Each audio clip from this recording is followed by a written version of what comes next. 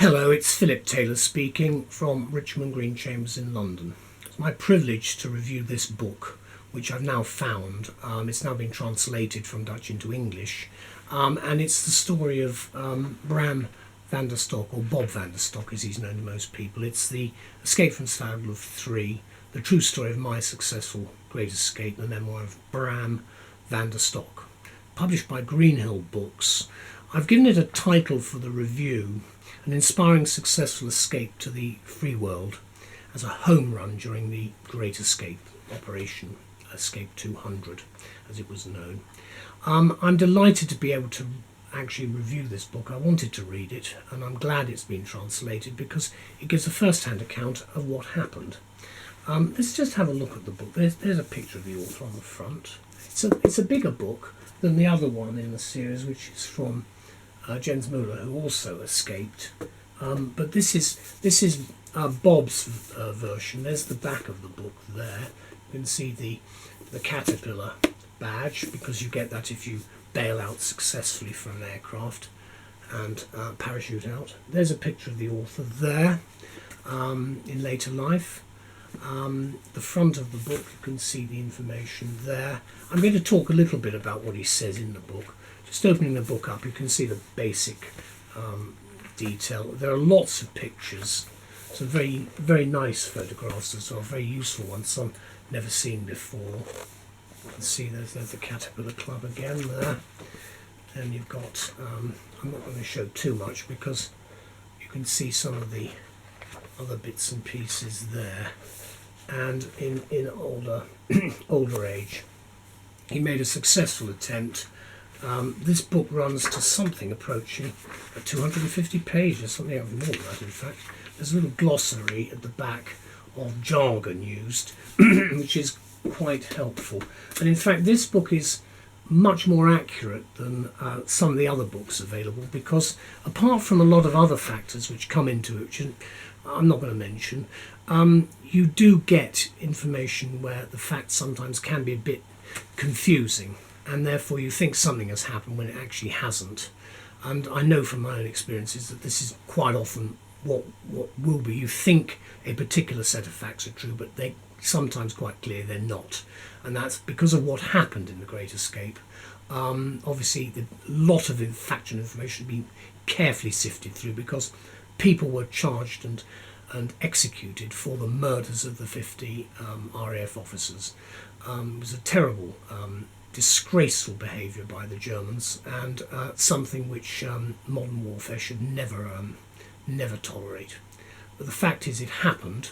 But this is a success story, and I think one must have in mind that there were people who did get out of the camp successfully, 3 of them, and Bob was one.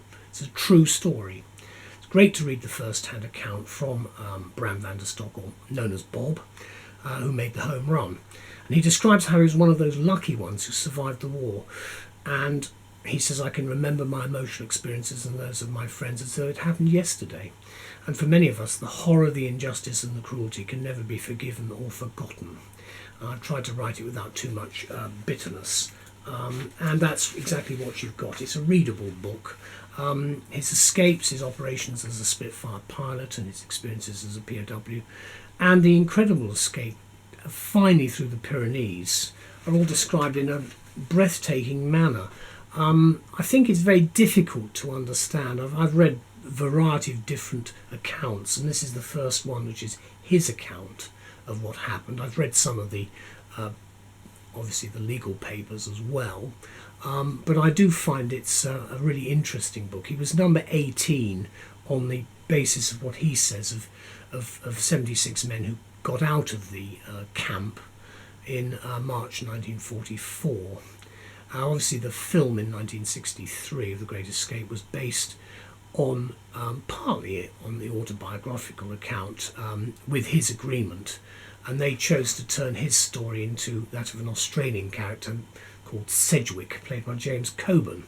Of course, you have to do it that way, and I said with Jens Muller's memoir that, as Sidney Dowse pointed out, it was a good film, and it was important because it actually explained what had happened.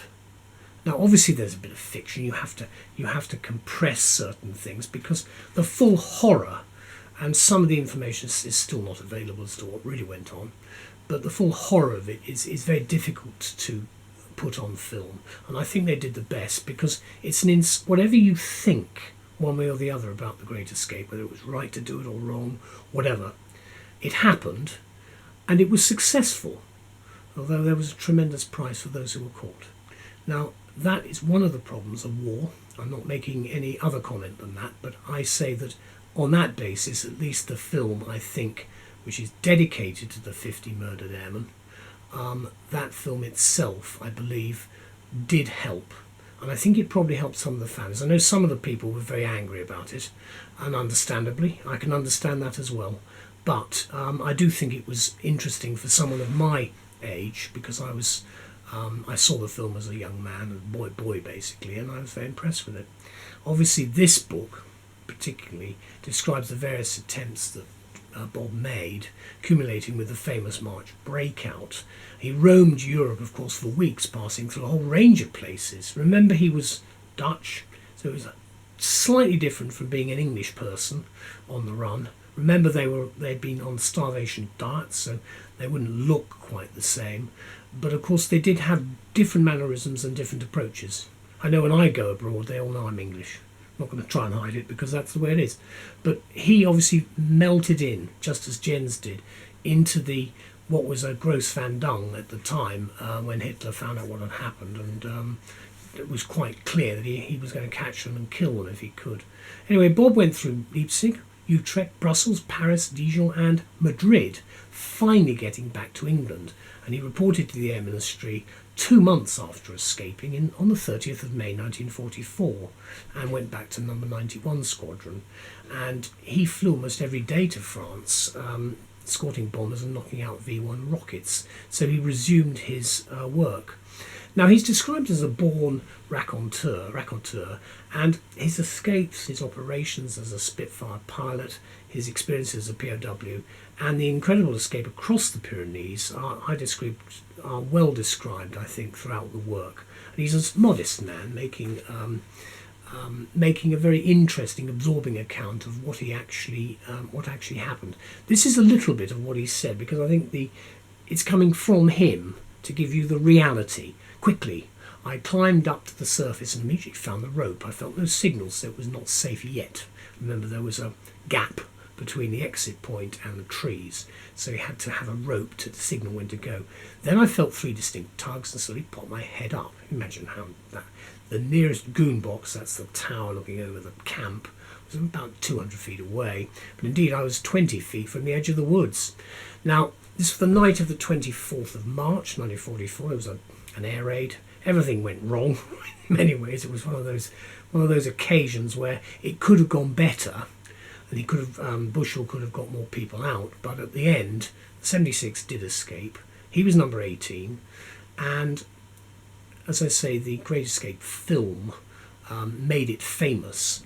But he was a successful escapee. And his memoir sets down the wartime adventures also before being incarcerated in LUFT, and he does describe in extraordinary detail, which I found fascinating, the various escape attempts. And when he got home, of course, he found out what had been happening to his family. Now, it's rather like Jens Muller and Sergeant Bergsland. The problem with Bob Vanderstok is that these were people who were the subject of massive amounts of oppressive behaviour by a conquering power, the Germans. Now, obviously, as a result, he found his 2 brothers being killed in concentration camps, having been arrested for resistance work, and his father had been tortured and blinded by the Gestapo, and basically during interrogations trying to find out where his son was, but he never gave in. And he, of course, also died. Now, you have to think about, there are also other things that happened which he hasn't mentioned in his memoir. But he was trying to find people he knew. Now, that would be the logical thing to do if you were going to Holland, which is your home after all, but you realise you're going to have to get back to the United Kingdom, because obviously Holland was occupied at that particular time. Clearly, there are a few things missing, but all in all, this is a really great tribute, and I'm so glad that Bob did it. The date of the wrote the book. The date of the publication is the 4th of February 2019, and Bob died in February 1993. And he was awarded an MBE, and that was for a whole range of various works that he did. In fact, he was a doctor, which was one of the things that never really comes out of this. Here's the book again. There's the spine, and then there's the back. It's a book I will treasure, as I have with a number of the books I've got. You can see him there. In fact, this was when he was actually watching Hogan's Heroes, which was a joke film about POWs. There's nothing funny about what really happened, but you can see here a little bit of the book and the structure there. All in all, a very audacious escape, tribute to many people. I'm very much on the side of people who were involved in escaping and causing maximum havoc to the enemy.